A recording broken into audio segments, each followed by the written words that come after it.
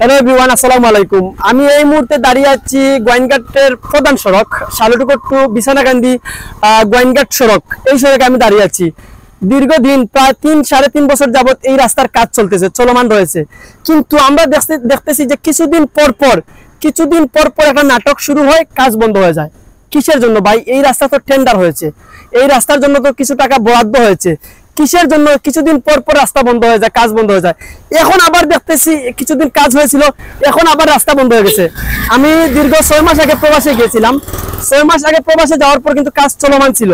এই হয়তো ভাবছিলাম যে আমরা দেশে যাওয়ার পর রাস্তাটা খুবই সুন্দর কাজ হবে, কিন্তু আসার পরে দেখতেছি আমাদের সিলেটি ভাষায় একটা কথা আছে, যেই কদু সেই লাউ। ঠিক তেমনই মানে যেই রকম কাজ রেখে গেছিলাম, এসেই দেখতেছি এই রাস্তার কাজ এইরকম রয়েছে। এত যে এই রাস্তার কাজটা যে কবে শেষ হবে, এত পরিস্থিতি খারাপ এই রাস্তার যে কবে কাজ শেষ হবে সেটা একমাত্র আল্লাহ জানেন। আর যারা আমাদের গোয়াইনঘাটের যারা এলজিডি যারা প্রকৌশলী রয়েছেন তারাই জানেন, তারাই আসলে বুঝতে পারবে যে এই গোয়াইনঘাট উপজেলা, শুধু এটাকে গোয়াইনঘাট উপজেলা বললে ভুল হবে, এই রাস্তা চলমান সারা বাংলাদেশের। আপনারা বলতে পারেন কিভাবে সারা বাংলাদেশের মানুষ এদিকে চলাফেরা করে। আপনারা জানেন যে বিছানাকান্দি যেটি বাংলাদেশের অন্যতম সুন্দর একটা পর্যটন স্পট, সেই অন্যতম সুন্দর একটা পর্যটন স্পটে যেতে হলে একটি প্রধান মাধ্যম হচ্ছে এই সড়ক। তো এই সড়কে যেহেতু বাংলাদেশের বিভিন্ন জায়গা থেকে মানুষ আসে, তাহলে এই সড়ক দিয়ে তো মানুষ চলাফেরা করতে হবে। তাহলে এটাকে একটা উপজেলা ভিত্তিক রাস্তা বললে ভুল হবে, এটাকে সমগ্র বাংলাদেশের রাস্তা বলতে হবে। তো দেখেন এই যে অবস্থা, এই যে রাস্তার মধ্যখানে যেটা যে গর্ত, এখানে এখন ধরেন একজন রুগীকে নিয়ে আসা হলো। যেমন আমরা সবাই তো কোনো না কোনো মায়ের গর্ভ থেকে আসছি, কোনো না কোনো মায়ের পেট থেকে আসছি।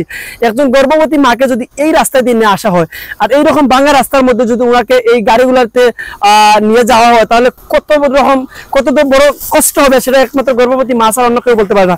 তো আমি আশা রাখবো যে এই রাস্তা অন্তত আমাদের যারা অভিভাবক রয়েছেন, আসলে অভিভাবক বললে এখন ভুল হবে, কারণ আমাদের উপজেলা চেয়ারম্যান নাই, এমপি নাই। যেহেতু অন্তর্বর্তীকালীন সরকারে আমাদের দেশ চালাইতেছেন, তো অন্তর্বর্তীকালীন সরকারে যদি দেশ চালানো, তারপরে তো কোনো সমস্যা নাই। প্রত্যেকটা উপজেলায়, প্রত্যেকটা জেলায় তো এলজিডি বিভিন্ন প্রকৌশলী রয়েছেন, সড়ক বিভাগের বিভিন্ন দপ্তরের লোক রয়েছেন, তাদের মাধ্যমে কিন্তু কাজ বা যত উন্নয়নমূলক কাজ হচ্ছে তাদের মাধ্যমে হচ্ছে।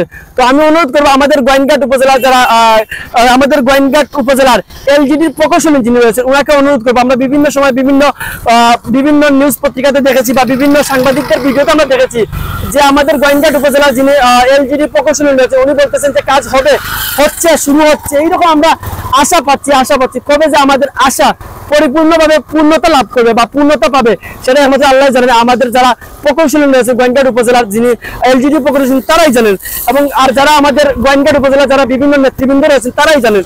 তো যাই হোক, আমি সবকিছুর পরে অনুরোধ করবো যত দ্রুত সম্ভব আমি সিলেট জেলা এলজিডি বিভাগকে অনুরোধ করব, পাশাপাশি আমাদের গোয়াইনঘাট এলজিডি বিভাগকে অনুরোধ করব, আপনারা যত দ্রুত সম্ভব আমাদের এই রাস্তাটা কাজ অন্তত সম্পূর্ণ করে দেন। কারণ এখানে লক্ষ লক্ষ মানুষের যাতায়াত, লক্ষ লক্ষ মানুষ বিভিন্ন ভাবে প্রায় দীর্ঘ 3-4 বছর যাবত এখানে কষ্ট করতেছে, শুধু আপনাদের কাজ হচ্ছে এগুলো শুনে।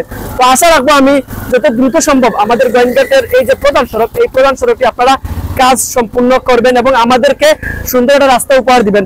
ধন্যবাদ সবাইকে, ভালো থাকেন, সুস্থ থাকেন।